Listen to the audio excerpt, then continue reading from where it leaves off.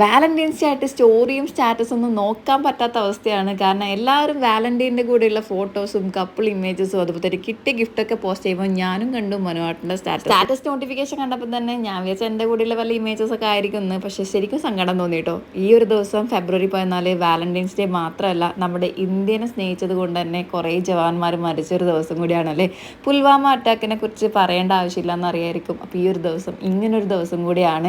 എത്ര പേര് ഓർത്തു എന്നുള്ളത് എനിക്കറിയില്ല. ഈ ഒരു ദിവസം ഓർത്തവരുണ്ടെങ്കിൽ ഒന്ന് കമൻറ്റ് ചെയ്യുക. സ്റ്റാറ്റസ് കണ്ടപ്പോൾ മനസ്സിലായി വൈകുന്നേരം ഡയറി മിൽക്ക് റോസാപ്പൂ ഒന്നും പ്രതീക്ഷിക്കുന്ന ഒരു കാര്യമില്ല. അത് പ്രതീക്ഷിച്ച പോലെ തന്നെ ഇരിക്കും.